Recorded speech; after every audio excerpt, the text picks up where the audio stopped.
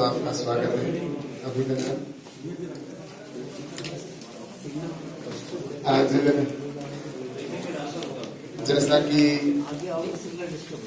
हम सब देख रहे हैं कि हमारे देश के प्रधानमंत्री माननीय नरेंद्र मोदी जी के नेतृत्व में आगे बढ़ रहे हैं और सबका साथ सबका विकास के नारे के साथ में, सबके विश्वास के साथ में देश आगे बढ़ रहा है और देश को आत्मनिर्भर बनाने के लिए कई प्रकार की योजनाएं प्रधानमंत्री जी ने प्रारंभ की है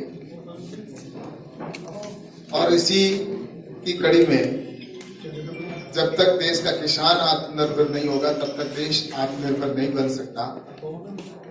तो प्रारंभ की गई जिसके अंदर किसानों के लिए 1 लाख करोड़ रुपए आज किसान के खाते में पहुंच चुके हैं।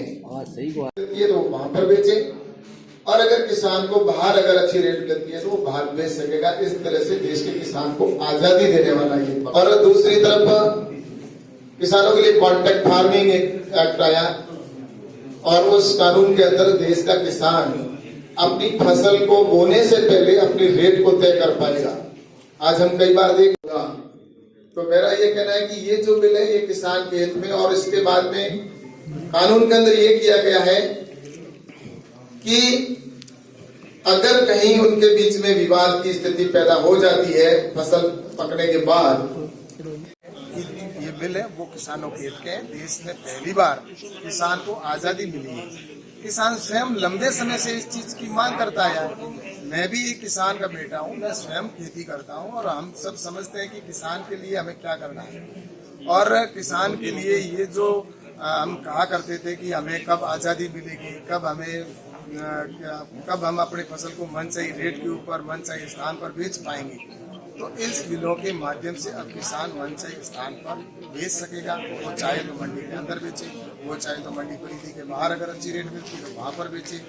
और इस बिल के माध्यम से अब किसान अपनी फसल को बोने से पहले कॉन्ट्रैक्ट के माध्यम से वो अपनी रेट तय कर पाएगा और 1 लाख करोड़ रुपए एग्रीकल्चर इंफ्रास्ट्रक्चर पे खर्च होगा, वो भी किसान के लिए खर्च होगा। गांव के अंदर सारे वेयर हाउस से कोल्ड स्टोरेज व्यवस्था होगी। तो ये जो 10,000 FPO बनेंगे ये भी इसी सरकार की योजना के तहत सारा किया जा रहा है।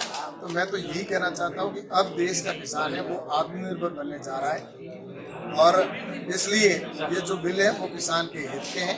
और निश्चित रूप से मुझे पूरा भरोसा है कि अगली जो बैठक होगी उसमें जो बॉर्डर के ऊपर किसान है उनसे मेरा निवेदन है और निश्चित रूप से मुझे विश्वास भी है कि वो आएंगे और वार्ता के अंदर एक अच्छा रास्ता निकलेगा और इसमें हम सब मिलकर देश को आगे बढ़ाएंगे। आपने कहा कि आत्मनिर्भर बन रहा है किसान, जल्द ही वो दिन आने वाला है।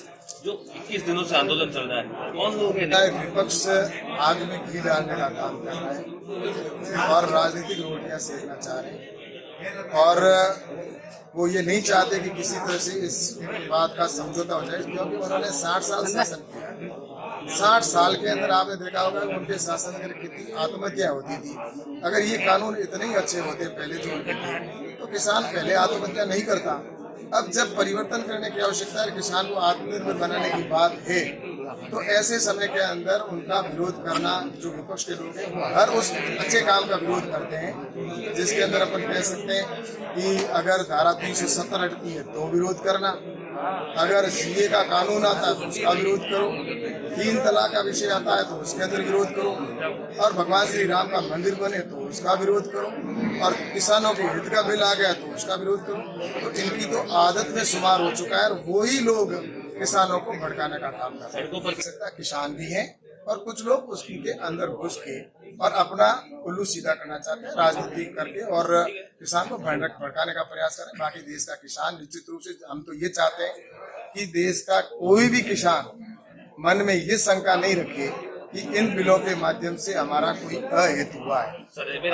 महत्वपूर्ण है, अच्छे बिल हैं और इस बिलों से ही किसान को स्वतंत्रता मिलेगी। लेकिन उसके अंदर अगर उनको कोई शंका है तो उसके अंदर और ऐड करवाना चाहते हैं तो वो करवा सकते हैं। हम तो चाहते हैं और ऐसा है कि बिल तो आजादी के बाद में जब से बिल हुए हैं तब से लगातार संशोधन तो होते आए और इस बिल के अंदर भी अगर उनको कोई शंका होगी तो उसका समाधान करने के लिए